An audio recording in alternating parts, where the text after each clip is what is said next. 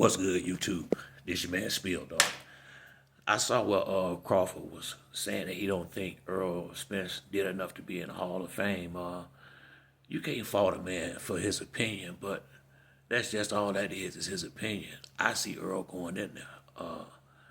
Crawford got to realize if it wasn't for him beating Earl Spence, don't nobody talk about him like that's the biggest accomplishment in his career. That's what everybody hanging their hat on is that fight he had with Earl Spence. So, I mean, if you saying that ain't no big deal, that's he would be shitting on his own self a little bit, you know.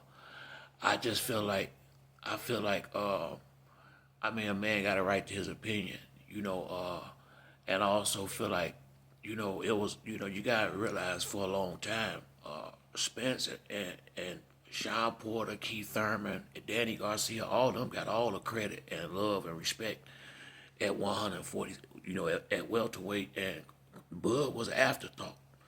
Honestly, let's just keep it real, and I'm quite sure he still feels some type of way about that, but them facts right there, and you know, uh,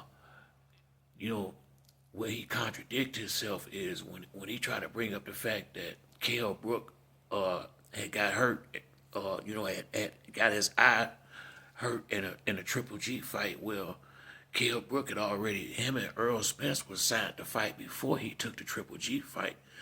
Looked to me like he wanted to go and lose one before he lost the main one. I just think Kell Brook was trying to pick up money. They ain't go but 5, 6 rounds. He had a broken eye socket and Earl broke the other one. But then again, if Bud gonna bring that up, then let's go here.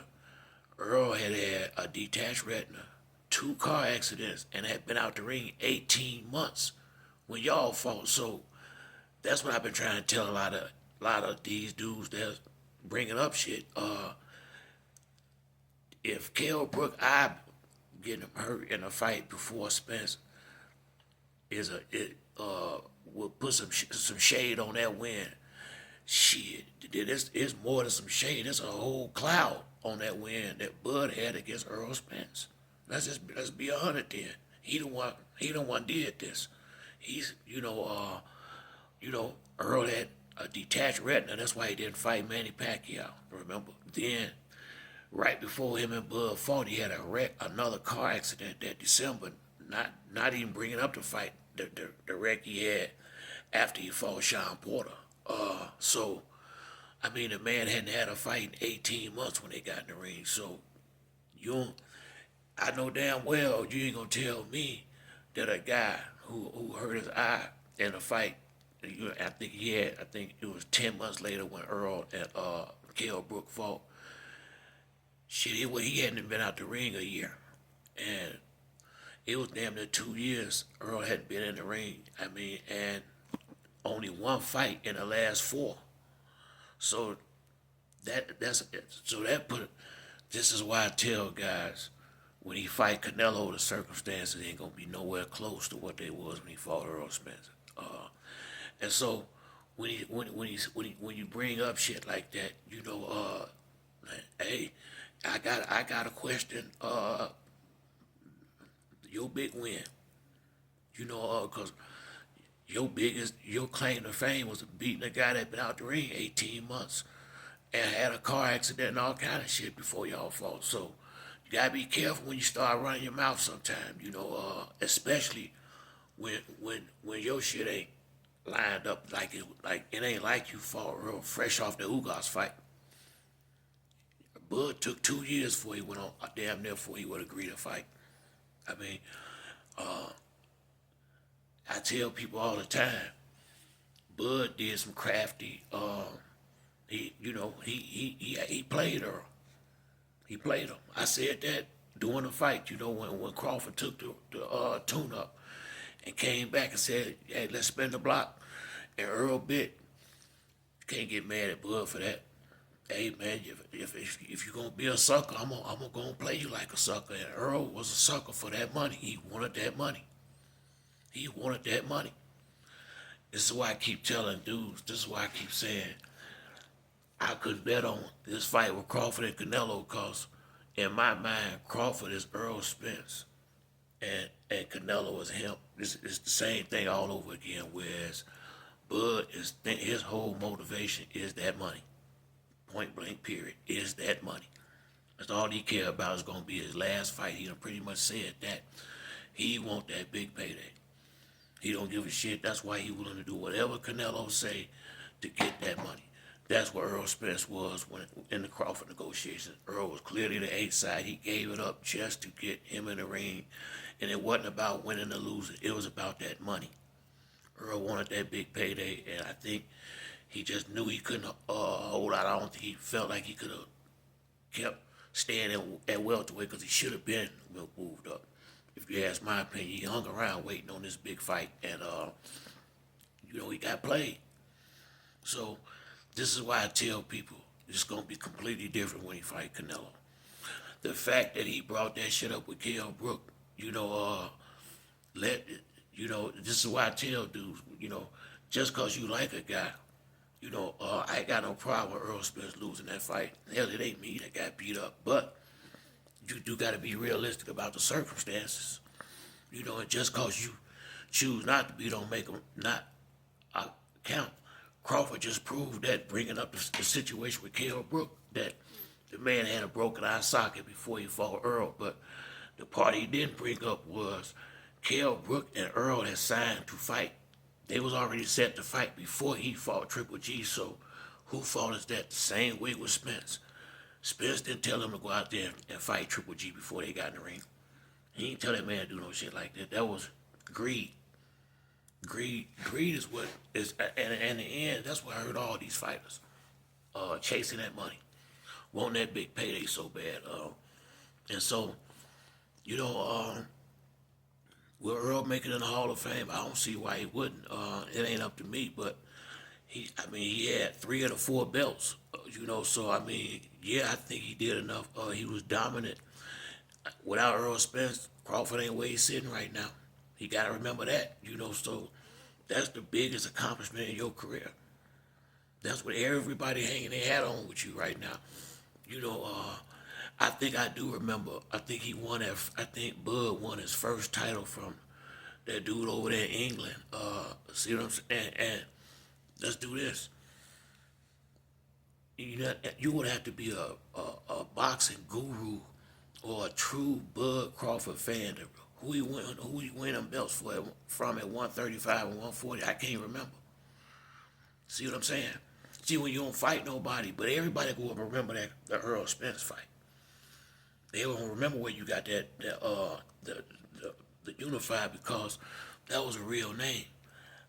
I couldn't tell you who he got them belts from. I think one was the little white guy over there in England, the first one. And let's be real, that ain't saying much. I think Ingles or something like that. Crawford is a good fighter. I'm not trying to diss or nothing like that, but once again, circumstances matter. And he just proved that, a lot of people ain't gonna like it, but he proved it when he brought up the fact that the situation with Kell Brook. Are you saying Earl wouldn't have won if Kell Brook didn't have his eye socket broke in a fight before? See, because you fought a man to get the respect Crawford got. You got a man in the ring that off a 18-month layoff, 2 car accidents, and a detached retina. And you think you're supposed to get full credit for that? Shit, circumstances sound worse for you than it did the situation with Earl and Kell Brook. Kell Brook they fought, I think, 9 or 10 months after that Triple G fight. He hadn't been out the ring a year. Nice and fresh. Same way with Bud. Shit, Bud had 2 fights before him. I think he fought Sharp. No, it was Avanasia that November before him and Errol fought. So, I gotta say, man, I never see a man wrong for giving his opinion. And to some degree, I feel him. To some degree, I feel him when we talking Hall of Fame. I get it. What he think, what Bud's saying is, he feel like he a sure shot because he got it in these different divisions. And that's true. He did come up from 135 to 140, but there's a Sugar Shane Mosley, Floyd, Oscar De La Hoya. A lot of good fighters do that when they know they can shrink down and beat up them little dudes and pad their record up and build their way up. So, you know, it ain't like he beat Lomachenko or no shit like that when he won the belt at 135.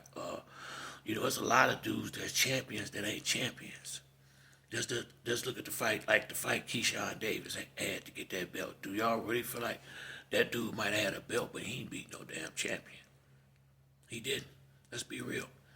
You know, so just cause a guy done had belts in the division, who the fuck he fight to get them belts?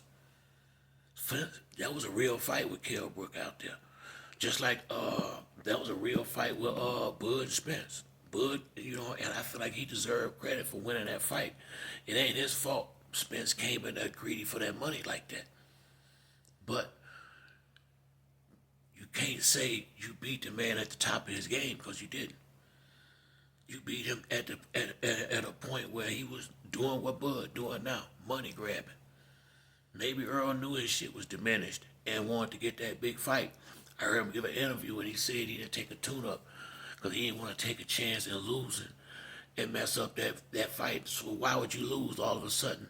And you've been winning all these years. That it came out of his own mouth. I heard Errol Spence give an interview and say that. So, you know, half a dozen in one hand, six in the other.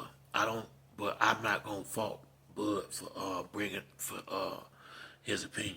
He got a right to it. He really do. You know, everybody got a right to feel the way they feel. But like I say, if you want to start, you know, the worst thing in the world for him to do, to me, especially with the circumstances of the fight that they had, is bring up anything about a guy having a past injury and trying to take a little credit away from a man's victory when you fought a man off a car accident in an 18-month layoff. Let's just be real.